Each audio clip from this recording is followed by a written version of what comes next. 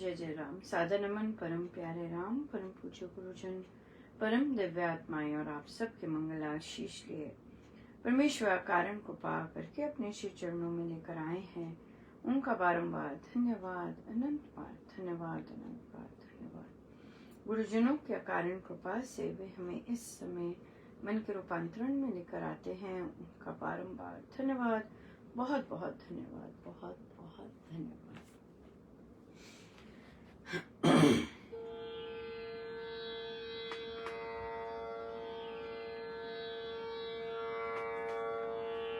रामा रामा रटते रटते बीती रे उमरिया।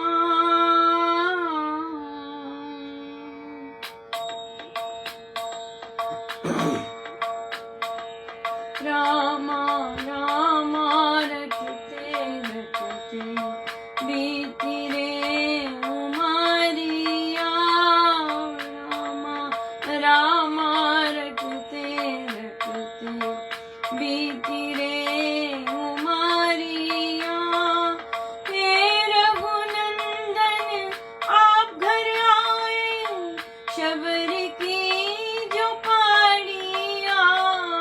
रामा रामा रटते रटते बीती रे उमरिया। रामा रामा रटते रटते बीती रे उमरिया। पद पंकज की रज घर मस्तक, जीवन सफल बना मेरा। मन मंदिर में बस गए हो, दासी की एक डगरिया। रामा रामा रटते रटते बीती रे उमरिया। रामा रामा रटते रटते बीती रे उमरिया। हे रघुनंदन आप घर आए, शबर की जो पाड़िया। रामा रामा रटते रटते बीती रे उमरिया। रामा रामा रटते रटते बीती रे उमरिया। ना तुम्हारे नाम की प्यासी, मैं तो तुम्हारी चेरी हूँ। नाम बिना तो मैं ऐसी, मानो विपदा से घिरी हूँ। मुझ पर कृपा कर दो दयामय, आठों नाम जपू तेरो नाम। मुझ पर कृपा कर दो दयामय, आठों नाम जपू तेरो नाम। रामा रामा रटते बीती रे उमरिया। रामा रामा रटते रटते बीती रे उमरिया। मैं शबरी मिलने की जाई, केवल तुमको जानू रे। गुरु कृपा से नाम जपूं मैं, प्रेम करूं मैं तुमसे रे। चरण कमल से निर्मल कर दो, दासी के तन मन को रे। चरण कमल से निर्मल कर दो, दासी के तन मन को रे। रामा रामा रटते रटते बीती रे उमरिया। रामा रामा रटते रटते बीती रे उमरिया।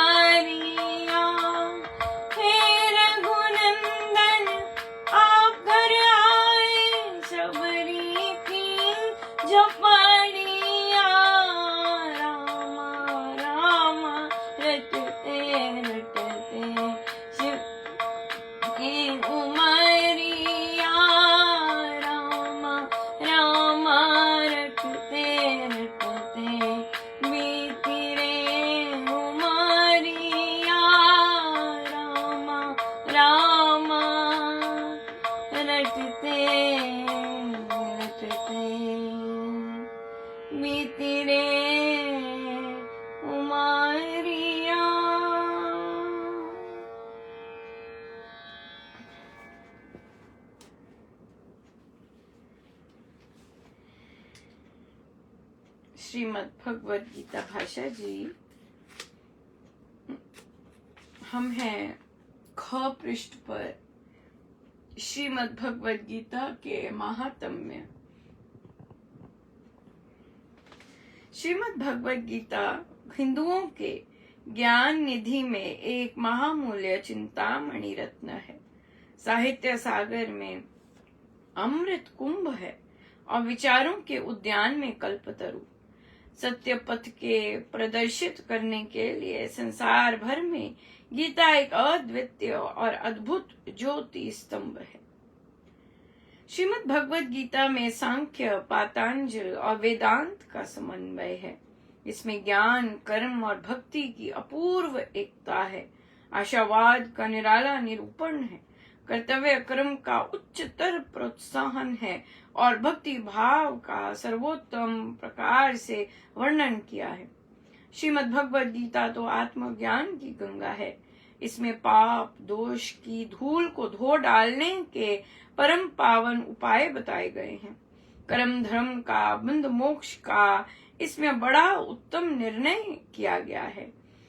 गीता भगवान के सारमय रसीले गीत हैं, जिनमें उपनिषदों के भावों सहित भक्ति भाव भरपूर समाया हुआ है और वेद का मर्म भी आ गया है। श्रीमद् भगवद गीता में नारायणी गीता का भी पूरा प्रतिबिंब विद्यमान है। इसका अपना मौलिकपन भी महामधुर और मनोमोहक है। संक्षेप से कहा जाए तो ये सत्य है कि भगवान श्री कृष्ण ने ज्ञान के सागर को गीता गागर में पूर्ण रूप से भर दिया है। बहुत बहुत बड़े बड़े शब्द हैं, बड़े बड़े ग्रंथों का नाम लिया हुआ है, बहुत बड़े बड़े महर्षि मुनियों का नाम लिया हुआ है, जिन्होंने कुछ अपना किया पर उनका भी यहाँ पर समन्वय है। हमारे लिए ज्ञान, कर्म और भक्ति की ज्ञान, कर्म और भक्ति की अपूर्व एकता है। इसमें ये तीनों का पूरी इकाई में मिलते हैं। फिर इसमें यह आशापूर्ण है। अगर हमारे जीवन में निराशा है या हम किसी बात से अपने आप से निराश हैं, तो गीता जी एक बहुत सुंदर साधन है जो कि हमें आशा की ओर पूर्ण रूप से लेके जा सकते हैं। कर्तव्य कर्म करने का उच्चतर प्रोत्साहन है। सही ढंग से कर्तव्य कर्म कर सकें, अच्छे ढंग से कर्तव्य कर्म कर सकें तो प्रोत्साहन है। और भक्ति भाव का सर्वोच्च, हर चीज सर्वोच्च है, हर चीज टॉप क्लास है, इसमें मिलती है। इसमें आत्मा के बारे में पता लगता है कि आत्मा क्या है, आत्मा के बारे में संपूर्ण ज्ञान है। पाप दोष की धूल को धो डालने का भी पूरा उपाय यहाँ पे बताए गए। कैसे हम अपने आप को पवित्र कर सकते हैं, कैसे हम अपने ऊपर से, अपनी आत्मा के ऊपर से जितने भी आवरण हैं वो धो डाल सकते हैं। संपूर्ण रूप से उपाय बताएंगे वे हैं। कर्म का, धर्म का, मोक्ष का, बंधन का, परमेश्वर प्राप्ति का, सब कुछ इसमें बहुत सुंदर बताया गया है, राइट। और हम जानते हैं कि गीता जी बहुत अलग अलग संस्कृतियों ने, अलग अलग विदेशी लेखकों ने इससे बहुत कुछ जाना है, बहुत कुछ सीखा है। और हमें इसे ये हर युग में जो इनके जो भाव है, इनकी जो शिक्षाएं हैं, ये हर युग में सही बैठेंगी। जितने मर्जी मॉडर्नाइज हो जाए, जितने मर्जी एडवांस्ड हो जाए, लेकिन अपने पाप को धोने के लिए, अपने आत्मा को जानने के लिए, अपने इस जीवन से में आनंद पाने के लिए और मोक्ष पाने के लिए जितनी मर्जी एडवांसमेंट हो जाए, गीता जी के रूल्स फॉलो करने ही पड़ेंगे, राइट। चाहे चांद पर जाके रहने लग जाए, राइट, भारत के गांव से सिटी में आ जाए हाँ, सिटी से किसी और देश में चले जाएं, no, these rules are universal, these teachings are universal. क्या मतलब, ये हर देश, काल और हर समय में ये सही रहेंगे, राइट। इनमें कोई इनके नियम, इनके रूल्स, इनकी अंडरस्टैंडिंग नहीं बदलती। हाँ, हमारी परिस्थितियां, हमारा स्टाइल बेशक बदल जाए, पर ये जो चीजें हैं, अगर हमने लाइफ में सक्सेसफुल होना है, अपना जीवन लिटरली सक्सेसफुल बनाना है, तो हम देखेंगे, हम ये भी देख सकते हैं, हम उल्टा भी कर सकते हैं। हम ये भी देख सकते हैं कि जिन लोगों की लाइफ रियल सेंस में, मानवीय सेंस में सक्सेसफुल है, आप देखेंगे कि वहां पे गीता जी के जो रूल्स हैं वो फॉलो हो रहे होंगे, यू नो। और अगर हम ये देखना चाहते हैं कि कोई इतना आनंदित क्यों रहता है, कोई कितना उल्टा भी चल सकते हैं, राइट, किसी कोई देश, कोई लोग, तो हम जानेंगे कि कहीं ना कहीं वे गीता जी के जो रूल्स हैं वो अपने ही सेंस में बहुत अच्छा फॉलो कर रहे हैं, राइट। सो इसलिए ये इनका महात्म्य है और हम इसको जारी रखेंगे अपनी चर्चा में। बहुत बहुत धन्यवाद गुरुजनों का। या बहुत बहुत ये अंडरस्टैंडिंग, ये पक्की होनी चाहिए अंडरस्टैंडिंग कि नहीं, कुछ भी अगर मुझे निराशा है, अगर कुछ भी है, मैं गीता जी खोलूंगी, मुझे इसमें से आंसर जरूर मिलेगा। ये सॉलिड है, किसी भी तरह का क्वेश्चन हो, इससे आंसर बहुत सुंदर मिलेगा, बहुत पक्का मिलेगा। सो हम पहले थोड़े कॉन्सेप्ट्स की डिस्कशन करते हैं और फिर उसके बाद हम प्रश्न पे आएंगे। जैसे कई बार बाकी ये बहुत महाराज ने हमें बहुत हेल्दी ग्रुप्स दिए हुए हैं, रामोपासना एडल्ट बुक क्लब्स, जहां पर बच्चे अपने किड्स बुक क्लब में बहुत सुंदर चर्चाएं कर सकते हैं, आध्यात्मिक चर्चाएं कर सकते हैं, अपनी सोच की चर्चाएं कर सकते हैं। ये और भी जगह खोल सकते हैं अगर जिन साधकों को बहुत सुंदर ज्ञान है और उनको लगता है कि नहीं, मुझे बहुत सुंदर अंडरस्टैंडिंग है, तो वे सब ये कर सकते हैं। ऐसे छोटे छोटे ग्रुप्स बनाकर ग्रंथ पाठ कर सकते हैं, ग्रंथों का अध्ययन कर सकते हैं, और उससे क्या होगा कि चर्चा भी होगी और फिर हमारे अंदर जो प्रभु कृपा बरसाते हैं वो सब भी हो सकेगी। सो एक कृपा की बात चल रही थी किसी बुक क्लब में, तो वहां पर तो एक साधिका जी बोले कि मैं तो प्रभु से ये कृपा मांगती हूँ कि प्रभु मुझे स्वस्थ रखें, ये कृपा कीजिएगा कि मुझे स्वस्थ रखें। तो फिर बाकियों ने कहा कि पर हमारा गुरु तो कहते हैं, हमारे गुरुजनों का आदेश है कि प्रभु से केवल कृपा मांगनी चाहिए, क्योंकि कृपा में ही सब कुछ आ जाता है। आई थिंक उन्होंने सुना नहीं ये चीज कि कृपा में सब कुछ आ जाता है।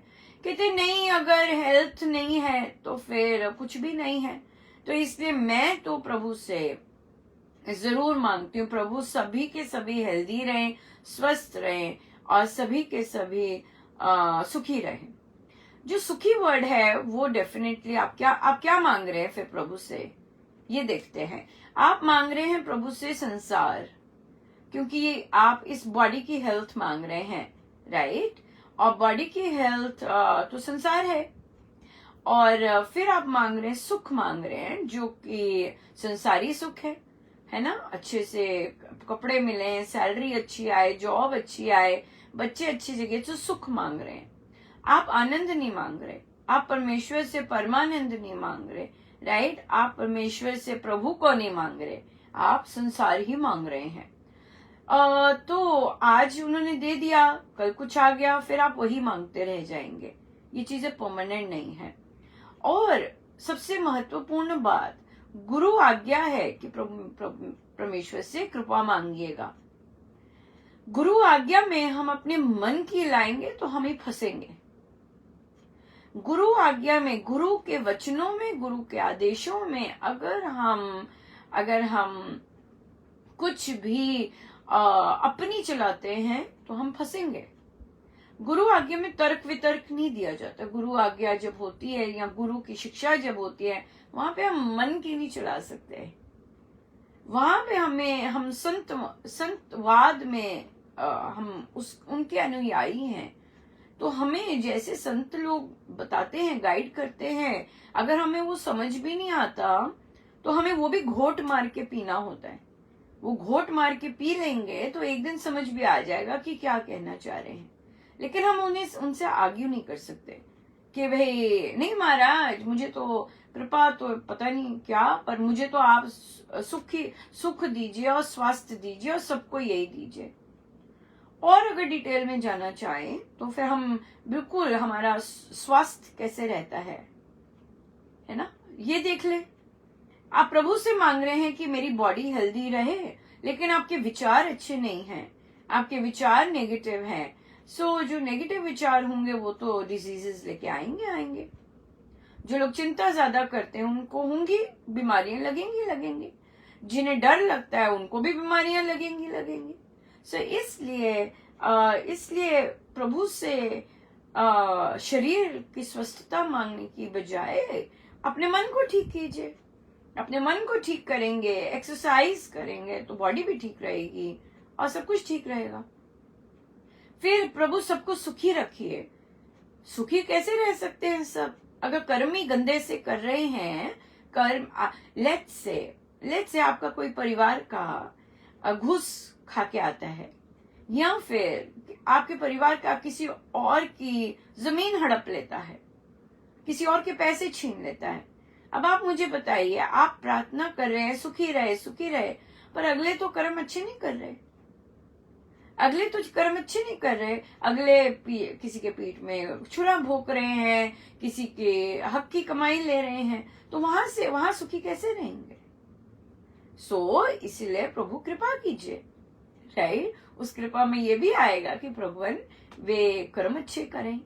प्रभु उसमें ये भी आ जाएगा, कृपा में ये भी आ जाएगा कि प्रभु उनका मन अच्छा हो, मन से भी अच्छे कर्म करें। तो हमने सुना है, हमने पढ़ा भी है रामायण जी में कि जब वहां के लोगों को कोई रोग, कोई चोरी डकैती, अपने आप सहज रूप से उनको सुख था, शांति भी थी, आनंद भी था, न केवल भौतिक सुख। वो क्योंकि उनके कर्म बहुत सुंदर थे, उनकी सोच बहुत सुंदर थी, और इन दो चीजों के उनके चयन उसके कारण बहुत सुंदर हुए। इसलिए उन्होंने अपने मनों में राम राज्य बना दिया और व्यवहार में राम राज्य बन गया। सो समाज में राम राज्य आ गया, राइट? सो अगर हम मन से ही अच्छे काम नहीं कर रहे, हमारे एक्शंस भी प्योर नहीं है, तो ना तो स्वस्थता रहेगी और ना ही हम सुखी रह सकेंगे। वाई? बिकॉज हमारा कर्म ही नहीं ठीक है, कर्म ही बिल्कुल ठीक नहीं है, राइट? सो इसलिए प्रभु से ध्यान से मांगना चाहिए। गुरुजन बहुत इंटेलिजेंट है और गुरुजनों को पता है कि प्रभु को कैसे रिझाया जाता है, और कैसे प्रभु जल्दी से मानते हैं।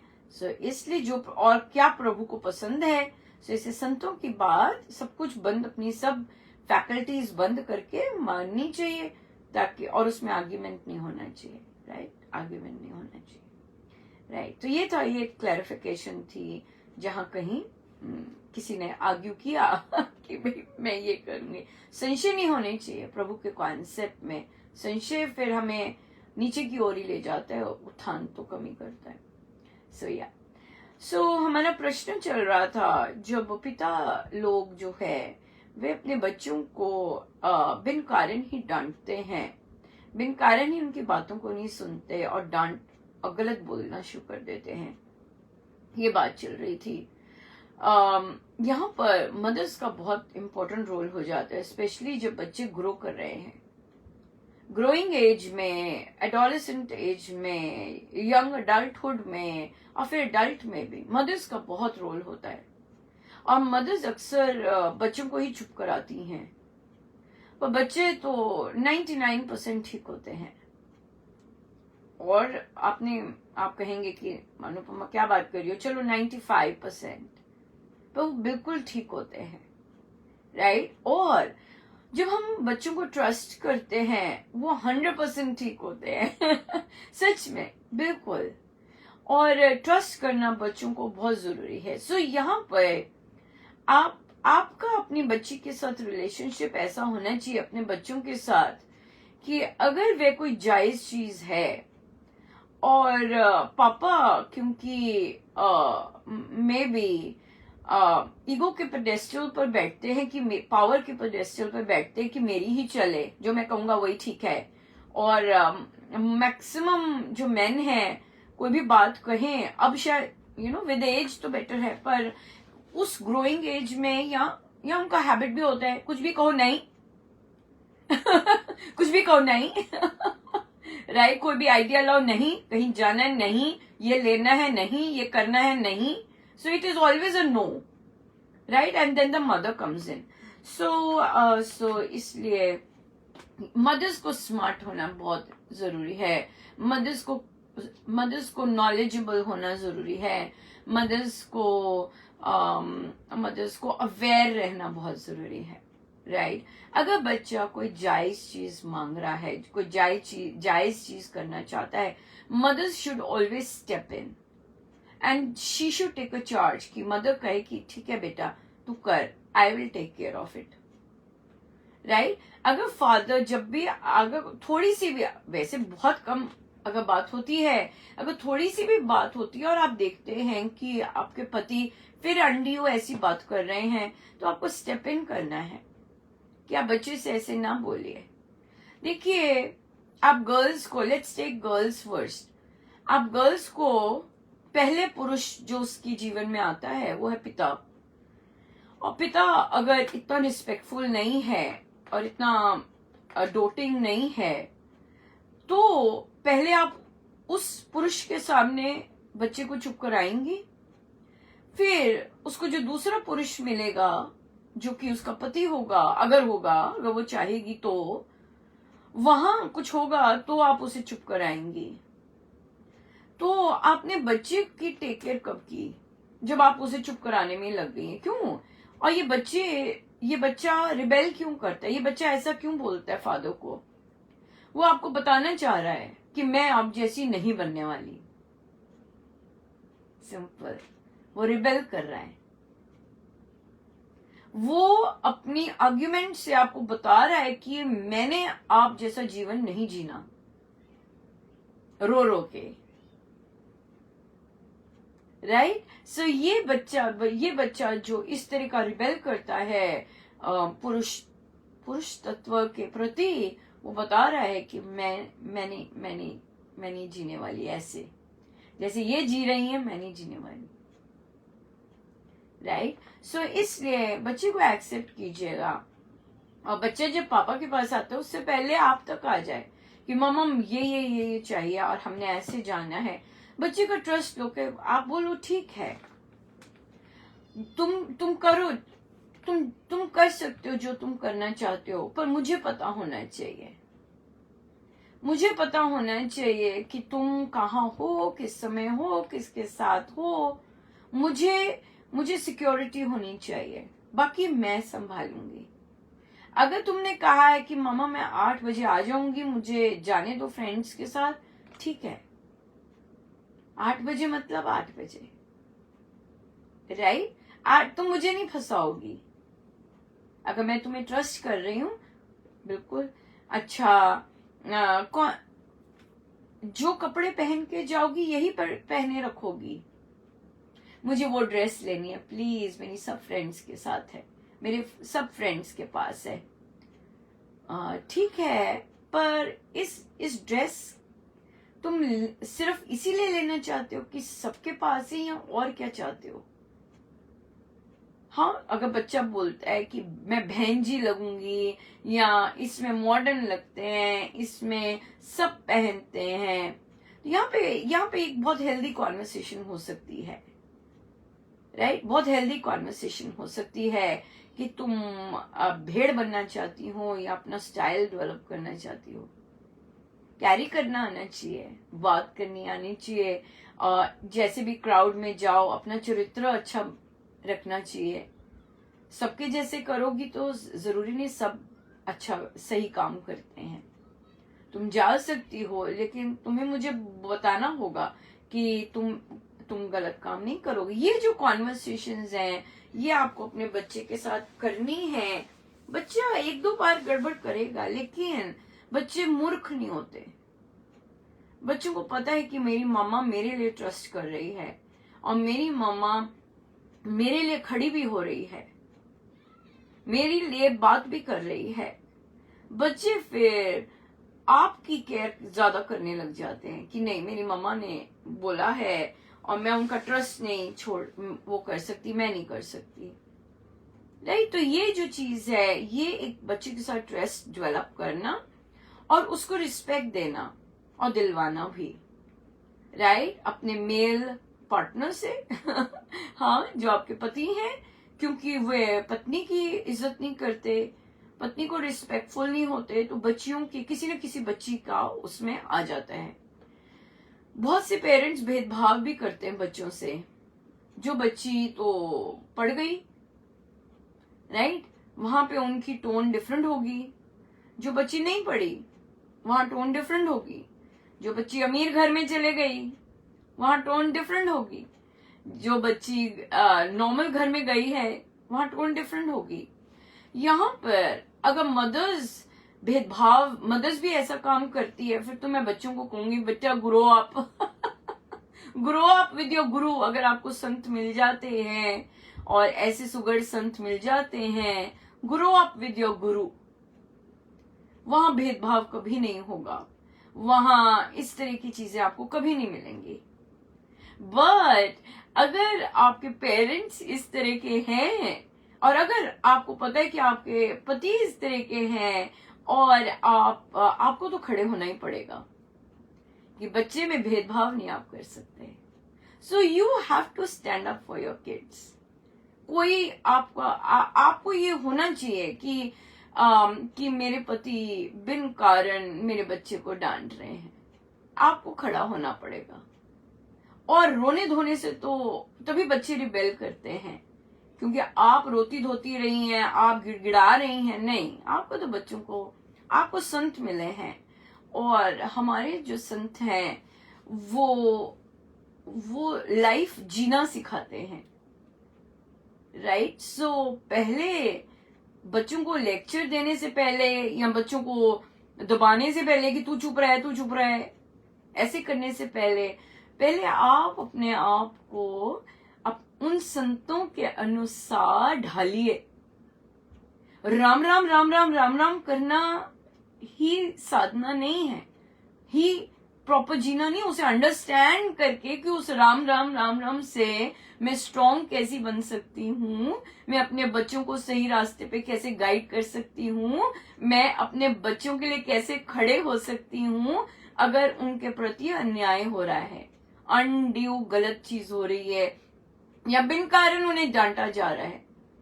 तो अगर मैं साधनारत हूँ और सही ढंग से अपने गुरुजनों का कहना मान रही हूँ, तो डेफिनेटली आप बहुत सुंदर अपने बच्चों को गाइड भी कर पाएंगे, बच्चों को ट्रस्ट भी कर पाएंगे, और बच्चों में कॉन्फिडेंस बहुत सुंदर आएगा।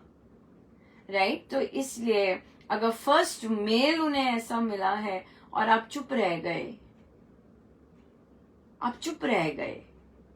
वहां उनको सपोर्ट नहीं दी, वहां उनके साथ नहीं खड़े हुए, तो पर और कुछ नहीं तो उन्हें गुरुजन दे दीजिए उन्हें गुरुजनों के बारे में बता दीजिए।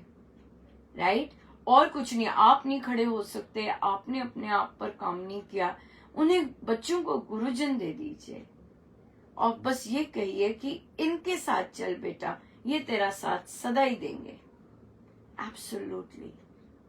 अगर खुद नहीं पता कि मैं अपने बच्चे को कैसे उसको सपोर्ट दूं, कैसे उसका करूं, मेरे बस में नहीं है कुछ, अगर ऐसे लगता है तो उन्हें गुरुजन दे दीजिए कि बेटा इनके सहारे रहो, इनके सहारे रह के सब ठीक रहेगा।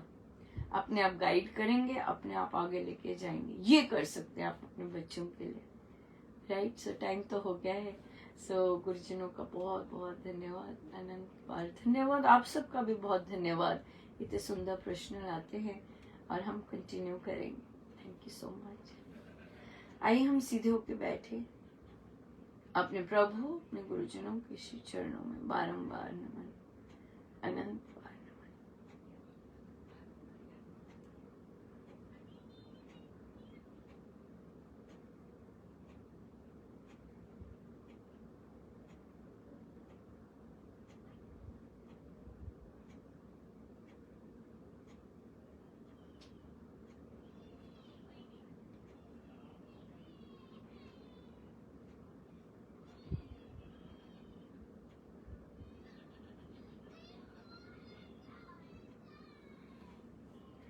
सब गुरुजनों का उनके श्री श्री चरणों में जय जय राम।